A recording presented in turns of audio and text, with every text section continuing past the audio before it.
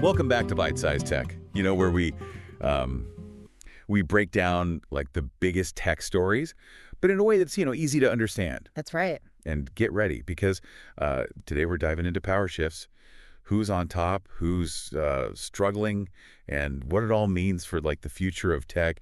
It's like a game of musical chairs, right? Totally. Yeah. It's constantly changing. And right now it's happening on like so many levels. We've got Disney doing big things in streaming, Tesla hitting some bumps, and AI going like totally global. Okay, so like Disney, their earnings report really got people talking. They're raising prices for Disney Plus, but they're not losing subscribers. And they're actually making money from streaming. Is this some kind of magic trick? Well, there's definitely a strategy there. I mean, Right. Disney is showing everyone that making great content that people will pay for, that actually works, even with so many streaming services out there. It's so crowded, right? Right. They're using those blockbuster movies, first in theaters, and then that gets people excited to like sign up for Disney Plus thing. So they're kind of like playing the long game, not just chasing subscribers like some others. Exactly. And don't forget about the Iger effect. Oh, right. Bob Iger being back as CEO has changed things. More focus on, making great content and a clearer plan. Plus, they have the theme parks and the cruises. Oh, yeah. That's like steady money that other streaming companies don't have. It's really important in a market that's always, up and down. Yeah, totally. They've got all their bases covered. Yeah. But Disney isn't the only one in the game. What about Netflix? Their biggest competitor. Oh, it's a real battle for viewers. Netflix is spending tons on their own shows and movies, but they're under a lot of pressure to keep making hits. Disney has all those like classic characters and stories to work with. It's interesting to watch for sure. Okay, let's switch gears from fairy tales to electric cars. Sure. Tesla's been making headlines, but not always for good reasons. Some people who invest in Tesla, they're worried about Elon Musk spending time on things like Dogecoin and, getting into politics. Oh, right. They think it's hurting Tesla. What do you think? Yeah, I mean, it's a real worry. When a CEO is as outspoken as Elon Musk, what they do and say, it affects how people see the company. And we're actually seeing this happen in Europe. Right. Tesla sales there are down. Some Yeah. people say it's because of Musk's politics. European shoppers, they're known for caring about those things.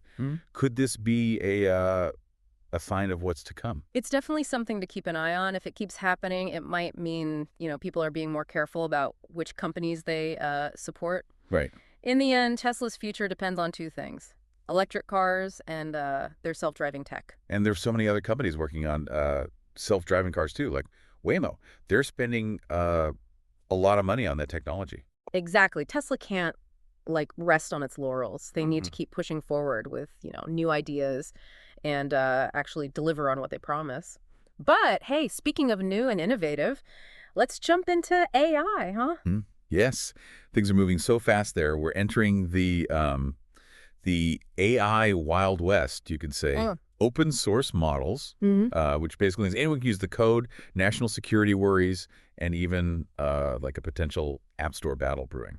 And the stakes are like super high. Companies like DeepMind, they're making big moves by by letting anyone use their AI models. Yeah. This could like totally change things. More people could get access to powerful AI tools. Imagine the innovations that could come from, unexpected places. That's exciting. Right? But it's also making some people nervous, especially when it comes to, keeping our country safe. Yeah, the fact that DeepMind's tech comes from China, it's raising some eyebrows. What if it gets used for spying or something? It's a valid concern. Open source AI can do so much good, but it's also like, how do you control something so powerful? Governments are trying to figure that out right now. How to, support innovation, but also make sure things don't get out of control. It's a tough balance. Yeah, totally.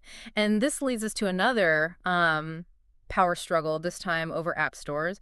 Apple, they're facing a lot of scrutiny in China over how they run their app store. Really? Yeah. What's going on there? Well, the Chinese government, they're worried about whether Apple is being fair to Chinese app developers. They're worried that Apple is too big, and that's hurting Chinese companies. So it's like a clash of the titans, huh? Apple versus a powerful government. You could say that. What could happen to Apple because of this? It's hard to predict, but if China cracks down, Apple might have to change how their app store works there. Wow. Maybe take a smaller cut of the money, or even allow other ways to pay. That'd be a huge change, wouldn't it? Yeah, totally. And other countries might follow suit. It could, like, change the whole app world. Wow. It just shows how much tension there is between these big tech companies and governments, especially as those companies get more and more influential. Right. Okay, I think we need to, like, take a breath and let all that sink in. Disney, AI, app stores, the tech world is constantly changing. When we come back, we'll dive deeper into this whole AI chip battle. Stick around. Welcome back. So before the break, we were talking about all this power shifting in tech, right? And like we promised, let's zoom in on this AI chip race that's heating up. Yeah, totally. It's getting, like, seriously crowded in the AI chip world. You've got big players like AMD and Qualcomm. They're all fighting for, the top spot. What should we, like, be watching for to see who comes out on top? Well, AMD, they've been, like, crushing it in the data center world. Right. But their AI chips, those haven't rolled out as fast as some people expected. So some investors are getting a little, nervous, wonder if they should, like, sell their stock. But for those who are, in it for the long haul, this might actually be a good time to buy. Okay, I see. So, like, buy low, sell high kind of thing. Exactly. But if AMD is kind of, like, lagging behind a bit, is Qualcomm taking advantage of that? Well, Qualcomm's doing things a little differently. They're focused on what's called inference in AI. Inference? Yeah. Basically, it's using those pre-trained AI models to make decisions super fast. Think about, like, your phone or those smart home gadgets. They need AI that's, like, lightning fast and really efficient. That's Qualcomm's game. So it's like that classic story, the tortoise and the hare, right? Exactly. AMD is the hare going super fast in data centers. Yeah. But Qualcomm, they're the tortoises, slowly but surely winning in that inference market, which is, like, super important. And hold on, we can't forget about DeepSeek. They're kind of shaking things up with their super efficient AI chips. Yeah. Some people think they could, like, completely change the whole industry. Oh, DeepSeek is definitely the wild card here. Right. Their approach to AI efficiency it's pretty mind-blowing. It's making companies like AMD and Qualcomm step up their game, which, ultimately is good for us, the consumers. Yeah, totally. It's crazy how fast AI is changing. It wasn't that long ago that AI felt like something out of a movie. Right. And now it's, like, everywhere. Our phones, our cars. It's true. And as AI gets, more and more advanced, it's raising some big questions about the future of work. We touched on this earlier, but I think it's worth digging a little deeper. Yeah, for sure. Like, what's going to happen to all the jobs when robots can do everything? It's a valid concern. It's important to talk about this now so we can, be ready for what's coming.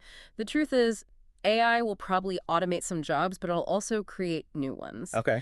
The key is to learn skills that work well with AI. Things like critical thinking, problem solving, creativity. So it's not us versus the robots. Exactly. It's more like us and robots working together, right? Exactly. We need to figure out how to use AI to make us better, not replace us. Right. It's a super exciting time for tech, but it's also a time to think about the ethics of it all. Make sure we're using this technology for good. Yeah, totally. And before we move on, I want to talk about something that's been on my mind. Oh, yeah. This whole idea of storytelling in the tech world. Storytelling, that's interesting. What do you mean by that? Well, we're, like, surrounded by data and algorithms these days, right? Yeah. So it's more important than ever to connect with people on, like, an emotional level. Mm-hmm. And stories, they're powerful, right? Yeah, I see what you mean. We get so caught up in the technical stuff that we forget about the human side of it. But in the end, tech is about people. It's about how we connect, how we create, how we solve problems. Exactly. And stories can do all of that. Right. They inspire us, they make us think, they make us laugh, and they help us see the world in different ways. So you're saying that tech companies need to become better storytellers? I think so, yeah. They need to, like, weave stories into their products, their marketing. It's the stories that really shape how we see technology and how it affects our lives. That's a powerful thought. Even in a world of, all this tech-human connection, that's what matters most. Well said. And on that note, we're going to wrap up this part of our deep dive. We've talked about so much: Disney, AI chips, the future of work, and the power of storytelling in tech. It's been a great conversation. Thanks for being here. And as always, keep those brains buzzing and those gadgets humming. Right. And be sure to subscribe to Byte-Sized Tech for more fun tech discussions. Yes. And Yeah. let us know what you think of all these topics. We love hearing from you. Welcome back to Byte-Sized Tech. We've been talking about these big power shifts happening in tech.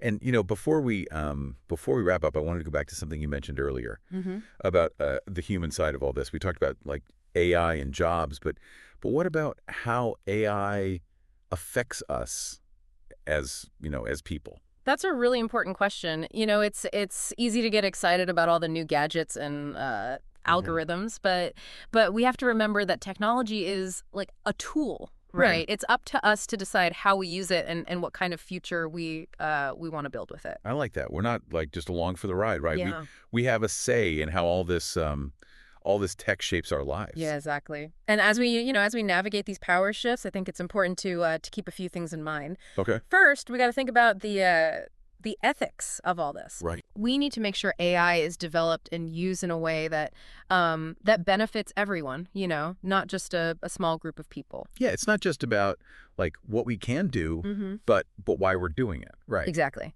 And second, we got to focus on digital literacy. Digital literacy. Yeah, as tech gets more, complicated, and it's like everywhere in our lives, everyone needs the skills to use it safely and effectively. That's a good point. Digital literacy is like becoming just as important as knowing how to read and write. Right. And it's not just about knowing how to like use your phone or browse the web. It's about understanding how tech works, how it's changing the world, and how to use it in a smart and responsible way. Right. And finally, I think we need to remember how important human connection is. It's so easy to get caught up in our devices and end up feeling isolated. We have to like make an effort to build real relationships, talk to people face to face, and take care of our mental and emotional health. It's a good reminder that even though we're more connected than ever, those real human connections are still what matters most. Well said. Well, folks, that brings us to the end of our deep dive into the power shifts shaping the tech world. We talked about Disney, AI chips, the future of work, and how important it is to think about the ethics of technology. It's been a great conversation. Thanks for joining us, and as always, keep those brains buzzing and those gadgets humming. And don't forget to like, comment, and subscribe to Byte-Sized Tech for more fun and insightful tech discussions. Until next time. See you then.